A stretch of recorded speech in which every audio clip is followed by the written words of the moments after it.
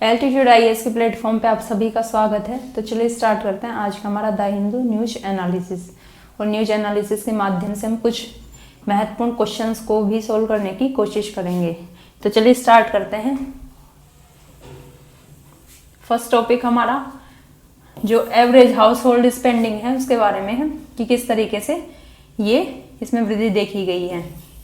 ये कुछ प्रोडक्ट हैं जिनके कितनी वृद्धि हुई है, ये सारी चीजें दिखाई गई हैं। नॉन फूड आइटम है उसमें कितनी वृद्धि हुई है, ये सारी चीजें इसमें डिस्कस की गई हैं। तो जो भारत का प्रति व्यक्ति घरेलू उपभोक्ता या घरेलू उपभोग है वो अगस्त 2023 से अगर 2024 जुलाई तक की बात करें तो 3.5% के आसपास बढ़ा है। ग्रामीण पीसीई जो है 3.53% बढ़ के कितना हो गया 2079 हो गया, जबकि शहरी 3.48% बढ़ के 6,996 हो गया। गैर खाद्य वस्तुओं की बात करें तो ग्रामीण खर्च का लगभग 53% का और शहरी खर्च का लगभग 60% का ये हिस्सा है। ऐसे ही खाद्य तेल है उसके खर्च में भी कमी आई है। क्यों? क्योंकि खाद्य जो खर्च है वो घटा है इसके ऊपर, जबकि सब्जी है वो उन पे खर्च बढ़ा है क्योंकि सब्जियों की कीमत ज्यादा होने से खर्च वृद्धि हुई है। ऐसे सर्वेक्षण जो उपभोग है ये असमानता कितनी उपभोग में उसकी कमी, शहरी ग्रामीण जो क्षेत्र है उनके बीच में उपभोक्ता का जो अंतर है उन चीजों को संकेत करता है कि ये क्या हुई है, इसमें कमी देखी गई है। जो ग्रामीण और शहरी क्षेत्रों में उपभोग के स्तर पे जो कमी देखने को मिलती थी उसमें कहीं ना कहीं थोड़े बहुत सुधार देखा गया है, उसमें जो अंतर है वो कम हुआ है। जो घरेलू उपभोग व्यय सर्वेक्षण है वो लगातार दूसरा वर्ष है जो जारी किया गया है। अब घरेलू उपभोग व्यय सर्वेक्षण के बारे में देख लेते हैं। HCES ये भारत में परिवार द्वारा विभिन्न वस्तु और सेवाओं पे जो किया गया व्यय है उसका आकलन करने के लिए सर्वेक्षण होता है कि कितना उन्होंने वस्तु और सेवाओं पे खर्च किया है। ये किसके द्वारा जारी किया जाता है? तो NSO के द्वारा आयोजित किया जाता है। उद्देश्य क्या है? तो परिवार के जो उपभोग पैटर्न है उनको समझना, गरीबी रेखा के निर्धारण में भी ये महत्वपूर्ण भूमिका निभाता है। सरकारी नीतियां हैं उनको नीति निर्माण करते समय भी इन डेटास का यूज किया जाता है। जो उपभोक्ता मूल्य सूचकांक है CPI है हमारा कंज्यूमर प्राइस इंडेक्स, उसको भी अपडेट करते समय इन डाटाओं का यूज किया जाता है। सर्वेक्षण के मुख्य बिंदु तो विधि क्या है? घरों से उनके मासिक और जो वार्षिक व्यय है उनका डेटा इकट्ठा किया जाता है। डेटा का प्रकार इसमें भोजन, कपड़े, स्वास्थ्य, शिक्षा, परिवहन आदि पे कितना खर्च किया जा रहा है किसी परिवार के द्वारा, उन चीजों को उनसे संबंधित डेटा इकट्ठा किया जाता है। अवधि क्या है? तो आमतौर पर हर 5 साल में आयोजित किया जाता है ये सर्वेक्षण। महत्व क्या है? तो नीति निर्माता है उनको गरीबी उन्मूलन योजनाएं बनाने में, सब्सिडी और कल्याणकारी कार्यक्रम है उनके लिए जो मार्गदर्शन है वो प्रदान करता है। उपभोक्ता का व्यवहार, उसकी खपत प्रवृत्तियां हैं, इनको समझने में भी एक महत्वपूर्ण साधन के रूप में यूज किया जाता है। चुनौतियां देखें तो डेटा संग्रह में सटीकता की कमी देखी जा सकती है। शहरी और ग्रामीण क्षेत्र है उनके बीच जो खर्च है उसमें अंतर या असमानता देखी जाती है। तो ये कुछ चुनौतियां हैं। अब क्वेश्चन क्या पूछा जा सकता है? तो जो घरेलू उपभोक्ता व्यय सर्वेक्षण है HCES इसके बारे में क्वेश्चन बन सकता है। जैसे फर्स्ट स्टेटमेंट है कि यह परिवारों द्वारा विभिन्न वस्तु और सेवाओं पर किए गए व्यय का आकलन करता है। तो ये सही है कि उपभोग व्यय सर्वेक्षण में क्या होता है, वस्तु और सेवाओं पर कितना खर्च किया गया है, व्यय किया गया है, उसी का आकलन है। दूसरा है यह राष्ट्रीय सांख्यिकी कार्यालय यानी NSO द्वारा आयोजित किया जाता है। तो ये भी सही है। और थर्ड है यह वार्षिक रूप से आयोजित किया जाता है। तो ये गलत हो जाएगा, ये वार्षिक रूप से आयोजित नहीं होता बल्कि 5 वर्ष में, हर 5 साल में इसका आयोजन होता है। तो आंसर क्या हो जाएगा 1 और 2।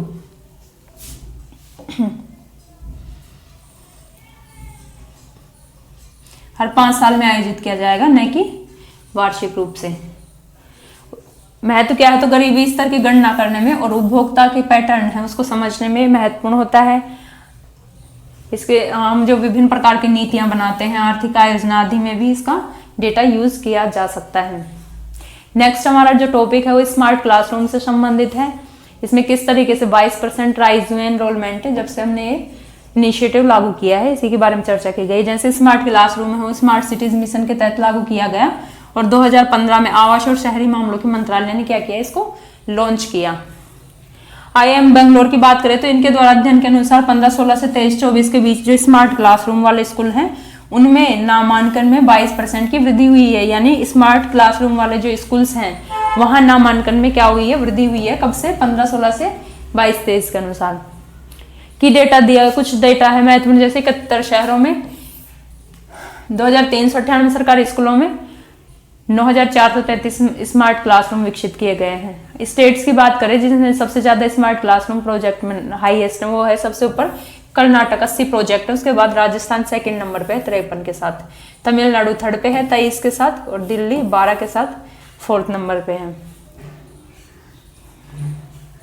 सबसे कम परियोजनाओं वाला राज्य की बात करें तो ये पश्चिम बंगाल है, जहां केवल 2 परियोजनाएं देखी जा सकती हैं।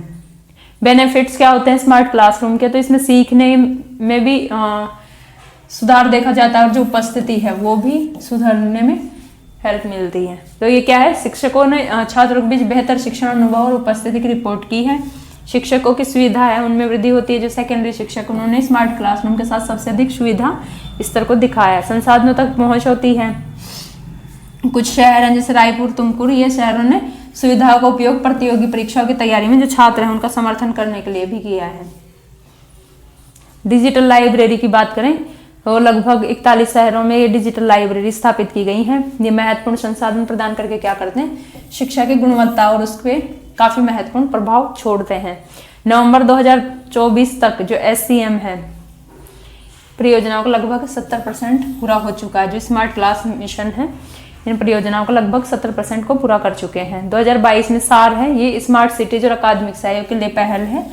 ये मंच लॉन्च किया गया था ताकि क्या कर सके, अकादमिक संस्था और सरकार उनके बीच में सहयोग को बढ़ावा दिया जा सके। इसी के लिए सार यानी स्मार्ट सिटी अकादमिक सहयोग के लिए पहल मंच को लॉन्च किया गया है। स्मार्ट सिटीज मिशन है, इसमें समीक्षा सीरीज के तहत क्या किया है, 50 प्रभाव मूल्यांकन अध्ययन शुरू किए हैं।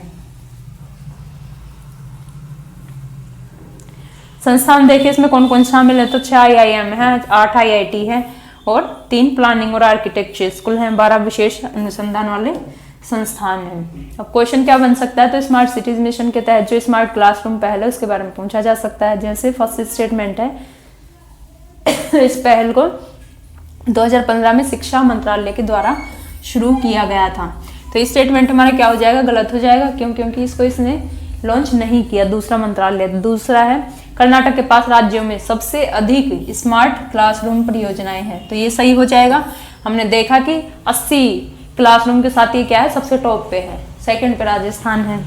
थर्ड है सार मंच, अकादमिक संस्थान और सरकार के बीच सहयोग को बढ़ावा देता है, तो ये भी सही है। तो आंसर क्या होगा, 2 और 3 यानी बी ऑप्शन हमारा क्या हो जाएगा, करेक्ट। 2015 में स्मार्ट सिटी मिशन के तहत ही हमने स्मार्ट क्लासरूम पहल शुरू की थी, और इस शहरी मामलों के मंत्रालय द्वारा लॉन्च किया जाता है, ना कि शिक्षा मंत्रालय। क्योंकि स्मार्ट सिटी मिशन के तहत है तो आवास और शहरी मामलों के मंत्रालय के द्वारा ही लॉन्च किया जाएगा। 80 स्मार्ट क्लासरूम के साथ सबसे ऊपर कौन है, बेंगलोर है, कर्नाटक है। और सार मंच है, इसका उद्देश्य क्या है, अकादमिक संस्थान जो सरकार है उनके बीच में क्या करना, आपस में सहयोग को बढ़ावा देना है।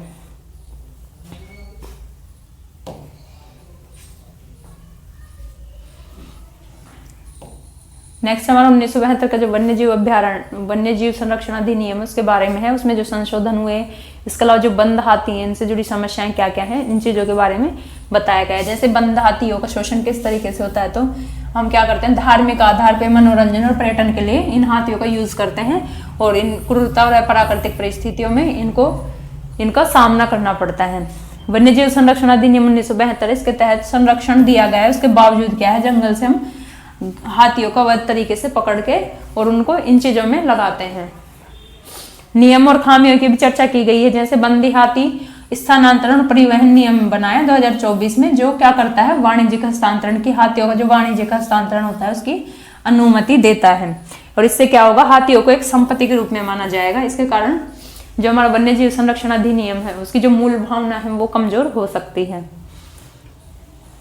अगर नियम में अस्पष्टता होंगी तो इससे क्या होगा, वाणिज्यिक चीजें बताने से, वाणिज्यिक हस्तांतरण की अनुमति आदि देने से दुरुपयोग भी बढ़ सकता है। व्यापार और जो अंतर्राज्यीय परिवहन है वो भी इसमें शामिल हो सकता है।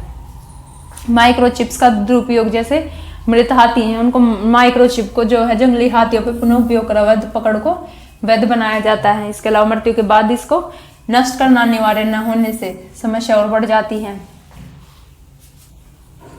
बंदी जन्म और व्यापार की बात करें तो बंदी अवस्था में जन्म को कानूनी मान्यता दी जाती है, जिससे शोषण जारी रहता है। इसके अलावा उपहार या धार्मिक उद्देश्यों के नाम पे राज्यों के बीच व्यापार जो है अवैध गतिविधियों को बढ़ावा दे सकता है। ये सारी चीजें लेखक ने चिंता इन चीजों पर जताई है। सिफारिशें क्या की है तो मानवीय जन्म नियंत्रण और जो अनजीवित विकल्प है उनको अनुष्ठान और पर्यटनों के लिए लागू करना चाहिए। कानून को मजबूत करना चाहिए। खामी है उनको जांच पड़ताल करके और बंद करना चाहिए। जवाबदेही है उसको लागू किया जाना चाहिए।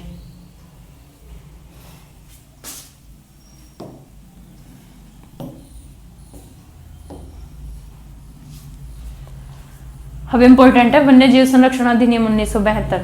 तो वन्य जीव उनके आवास और पारिस्थितिकी तंत्र उसकी रक्षा के लिए क्या किया गया, हमने वन्य जीव संरक्षण अधिनियम पारित किया 1972 में। और ये एक ऐतिहासिक कानून है जो वन्य जीवों की सुरक्षा के लिए काफी महत्वपूर्ण भूमिका निभाता है।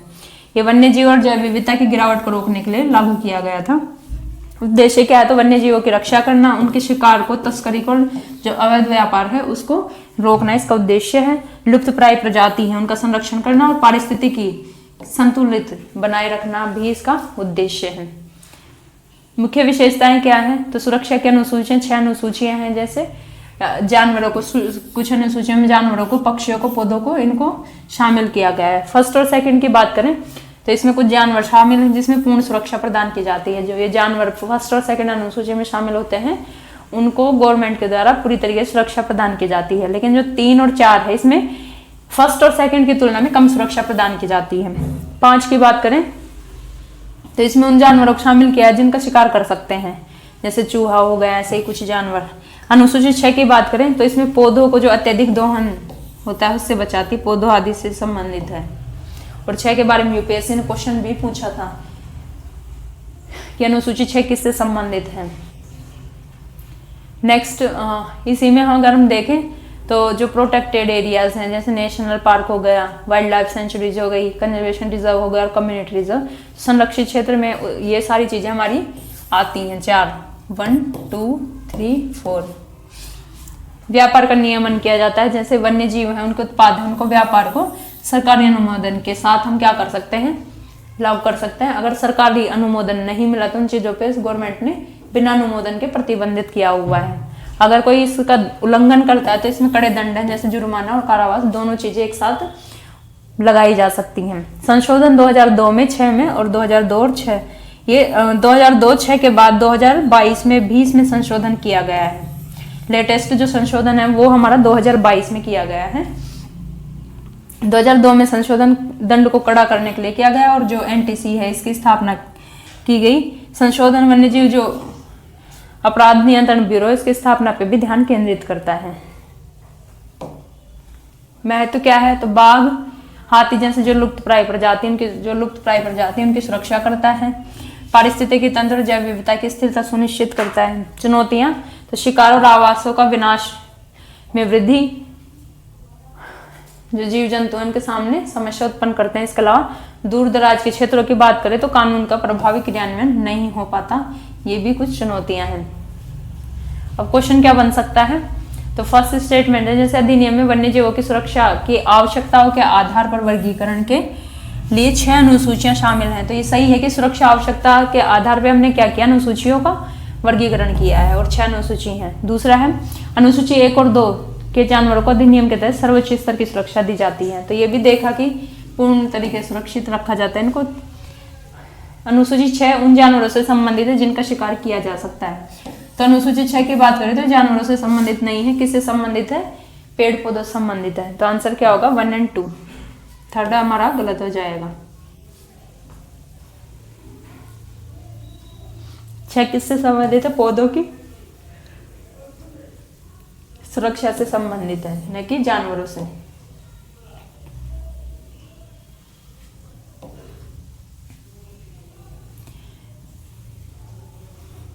नेक्स्ट हमारा रुपए है उससे संबंधित है। कैसे हमारे जो मुद्रा है उसका डॉलर की तुलना में क्या हुआ है, गिरावट देखी गई है। और लगभग हमारा जो रुपया है वो कितने पे पहुंच गया है, 50.48 पे, यानी कि $1 कितने रुपए के बराबर होगा? अगर हम 85.48 रुपया देते हैं तब $1 के बराबर होगा।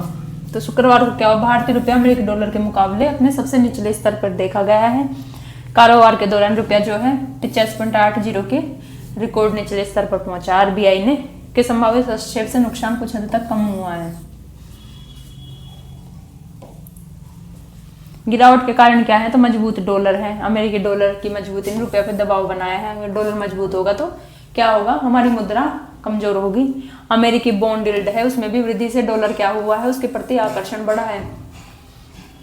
अब आकर्षण बढ़ेगा, अब ज्यादा उसकी डिमांड होगी, तो ऐसी स्थिति में उसकी जो कीमत है वो भी बढ़ने की संभावनाएं रहती हैं। तेल की ऊंची कीमतें भी हैं। कीमतों में बढ़ोतरी से आयातों को की जो डॉलर की मांग है वो भी बढ़ी है।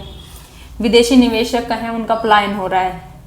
विदेशी निवेशक लगातार हमारे यहाँ से क्या कर रहे हैं? धन की निकासी कर रहे हैं, जिससे रुपया कमजोर होता है। क्योंकि उनको क्या चाहिए? अगर वो अपना निवेश निकाल के ले जाएंगे तो उनको डॉलर चाहिए जिसमें उन्होंने इन्वेस्ट किया है। ऐसी स्थिति में हमारे यहाँ डॉलर भंडार कम हो जाएगा। माह के अंत की भुगतान मांग है। आयात के द्वारा माह के अंत की भुगतान मांग बढ़ने से भी इस पे दबाव देखा गया है। प्रभाव क्या है? तो आयात पे क्या प्रभाव होगा? आयात हमारे लिए महंगा हो जाएगा। क्यों? क्योंकि $1 की कीमत अब क्या है? 85.40 के आसपास है। ऐसी स्थिति में पहले हमको जहाँ 82 रुपये देने पड़ रहे थे 85 की आएगी हो। प्रवासी भारतीयों की जो भेजी राशि है उसका मूल्य बढ़ जाएगा क्योंकि वहां से डॉलर में आएगी और यहाँ रुपए में चेंज करेंगे तो उसकी राशि बढ़ने की संभावनाएं है। मुद्रास्फीति प्रभाव देखें तो महंगे आयात से जो घरेलू बाजार है उसमें भी कीमतें बढ़ सकती हैं। अगर महंगा आयात होगा तो कीमतें भी, मुद्रास्फीति भी बढ़ सकती है। विदेशी निवेश पे प्रभाव विदेशी निवेशक निवेश से इसके चाहेंगे। पूंजी बाजार में भी अस्थिरता बढ़ेगी। सरकारी वित्त पे क्या प्रभाव होगा? तो जो सरकार है उसका कर्ज का भुगतान महंगा हो जाएगा। राजकोषीय घाटा बढ़ने की संभावनाएं होती हैं। आर्थिक विकास पे क्या प्रभाव होता है? तो मुद्रास्फीति और अगर व्यापार घाटा है ये क्या करेगा? विकास दर को धीमा कर सकता है। क्वेश्चन क्या बन सकते हैं? तो जो भारतीय रुपए की गिरावट है उसके बारे में पूछा जा सकता है कि इसके क्या प्रभाव हो सकते हैं। जैसे फर्स्ट है महंगे आयात से व्यापार घाटा बढ़ेगा और घरेलू मुद्रास्फीति में वृद्धि होगी। तो ये सही है। रुपये में गिरावट होगी तो आयात महंगा होगा और आयात महंगा होगा तो हम व्यापार घाटा बढ़ने के साथ साथ हमारे यहाँ मुद्रास्फीति भी बढ़ सकती है। सेकंड है रुपया का अवमूल्यन, यानी हमारे रुपये की कीमत कम हो रही तो सरकारी विदेशी ऋण भुगतान को सस्ता बनाता है। सस्ता विदेशी ऋण भुगतान को सस्ता नहीं बनाता बल्कि हमको क्या करना होगा? अधिक वो देना होगा। ऐसे स्थिति हमारे लिए क्या हो जाएगा? महंगा हो जाएगा। थर्ड है रुपया कमजोर होने पर एनआरआई द्वारा भेजी गई राशि का मूल्य बढ़ जाता है। तो ये सही है। इससे जो बाहर से एनआरआई पैसा भेज रहे हैं उनका मूल्य बढ़ जाएगा। तो आंसर क्या होगा? 1 और 3 बी हमारा आंसर हो जाएगा। कमजोर रुपया हो आयात की लागत बढ़ा देता है, व्यापार घाटा, मुद्रास्फीति आदि की स्थिति पैदा कर देता है। अगर अवमूल्यन होगा रुपया का तो ऐसे में विदेशी ऋण का भुगतान करना हमारे लिए महंगा हो जाएगा। यहाँ से एनआरआई है उनके द्वारा भेजी गई राशि का मूल्य बढ़ जाता है।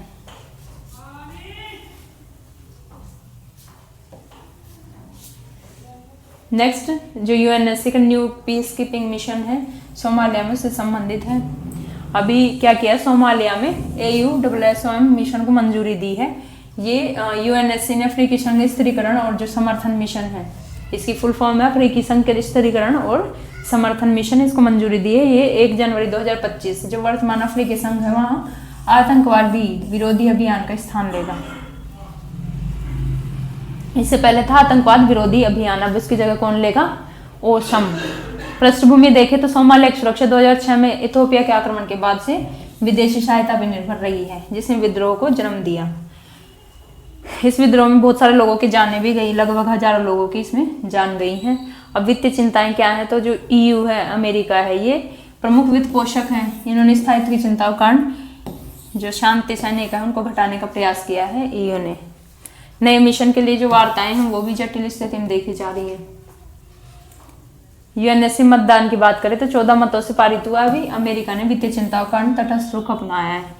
ये जो ओसम है इसका उद्देश्य क्या? विदेश सहायता पे कम निर्भरता के साथ सोमालिया को स्थिर करना है, यानी विदेशों की निर्भरता जो सहायता पे निर्भरता है उसको कम करो और सोमालिया को कम विदेशी सहायता में भी स्थिर बनाना है। वित्तीय स्थिरता इसकी सफलता के लिए महत्वपूर्ण है। अगर कोई देश में आर्थिक स्थिति मजबूत रहती है तो वहाँ लोकतंत्र भी सुचारू रूप से काम करता है, या वहाँ जो सत्ता है वो भी सुचारू रूप से काम करती है। यूएनएससी और शांति सैनिक मिशन की बात करते हैं, यूएनएससी की भूमिका। तो यूएनएससी क्या करती है, वैश्विक स्तर पे शांति सैनिक मिशनों को मंजूरी देती है, उनकी निगरानी करने में भी केंद्रीय भूमिका निभाती है। उद्देश्य क्या है, तो संघर्ष क्षेत्रों में जो शांति सैनिक है उनकी तैनाती के माध्यम से अंतर्राष्ट्रीय शांति और सुरक्षा बनाए रखती है। शांति सैनिक मिशन, तो ये मिशन संचालन होते हैं जिसमें यूएन द्वारा शांति बनाए रखने, नागरिकों की सुरक्षा करने और युद्ध के बाद वहाँ उस क्षेत्र में पुनर्निर्माण में हेल्प करने के लिए ये मिशन चलाए जाते हैं। इन मिशनों को अक्सर हम नागरिक युद्ध, अगर दो राज्यों के बीच संघर्ष है, मानवीय संकट आदि से प्रभावित राज्य हैं तो वहाँ चला सकते हैं। मैंडेट और संचालन देखते हैं। यूएनएससी क्या करते हैं, प्रत्येक शांति सैनिक मिशन के लिए विशिष्ट मैंडेट देता है, जिसमें इसके उद्देश्य क्या है, संलग्न होने के नियम क्या है और अवधि क्या है, ये सारी चीजें लिखित होती हैं। मिशन में विभिन्न गतिविधियां शामिल हो सकती हैं, जैसे युद्धोत्तर सेनाओं का निशस्त्रीकरण करना हो, संघर्ष विराम की निगरानी करना हो, या राजनीतिक प्रक्रियाओं को समर्थन देना हो आदि। वित्त पोषण और वित्त पोषण कैसे होता है, चुनौतियां क्या क्या है, तो इन मिशनों के लिए वित्त पोषण यूएन के जो सदस्य देश हैं उनसे आता है, लेकिन वित्तीय सीमाएं मिशन की प्रभावशीलता पर प्रभाव डाल सकती हैं। देशों के ऊपर निर्भर है कि वो कितना देना चाहते हैं। मिशन की स्थिरता और दीर्घकालिक वित्त पोषण ये प्रमुख चिंताएं हैं कि कैसे ये स्थिर बना रहे, सुचारू रूप से इसके लिए फंडिंग होती रहे। शांति सैनिकों की संख्या और उनकी भूमिका पर बहस का कारण भी बनती है। ये प्रसिद्ध जो शांति सैनिक मिशन उनकी बात करें तो सोमालिया हो गया उदाहरण में, कांगो गणराज्य हो गया, दक्षिण सूडान हो गया, ऐसे क्षेत्रों में इन्होंने मिशन भेजे थे। ये मिशन अक्सर जटिल राजनीतिक और मानवीय चुनौतियों में होते हैं, जो कई अंतर्राष्ट्रीय भागीदारों के बीच समन्वय की आवश्यकता पे भी जोर देते हैं। भविष्य क्या है शांति सैनिक मिशनों का, तो ये यूएन शांति सैनिक मिशनों का भविष्य इसकी रणनीति और बढ़े हुए वित्त पोषण और मजबूत मैंडेट पर निर्भर करता है। अगर प्रभावी शांति सैनिक मिशन के लिए क्या करना होगा, बेहतर समन्वय, तेज प्रतिक्रिया समय और स्थानीय और क्षेत्रीय शांति प्रयासों के साथ बेहतर एकीकरण की आवश्यकता पे बल देना होगा। अब यूएनएससी और शांति सैनिक मिशन के बारे में आपसे क्वेश्चन पूछा जा सकता है, जैसे फर्स्ट स्टेटमेंट है कि यूएनएससी वैश्विक स्तर पे शांति सैनिक मिशनों को मंजूरी देने और उनकी निगरानी के में केंद्रीय भूमिका निभाता है, तो ये सही हो जाएगा। दूसरा है शांति सैनिक मिशन अक्सर नागरिक युद्धों, अंतर्राज्यीय संघर्षों या मानवीय संकटों से प्रभावित क्षेत्रों में तैनात किए जाते हैं, तो ये भी आपका सही हो जाएगा। थर्ड है यूएनएससी मुख्य रूप से संघर्ष प्रभावित देशों को आर्थिक सहायता प्रदान करने के लिए जिम्मेदार है। तो आर्थिक सहायता प्रदान करना यूएनएससी की जिम्मेदारी नहीं होती, बल्कि वहाँ एक तरीके से शांति स्थापना के लिए वो क्या करता है, विभिन्न देशों के सहयोग पर निर्भर रहता है, तो ये हमारा गलत हो जाएगा। आंसर क्या होगा 1 और 2। यूएनएससी का मुख्य कार्य आर्थिक सहायता देना नहीं है, बल्कि क्या है, शांति और सुरक्षा स्थापित करना है।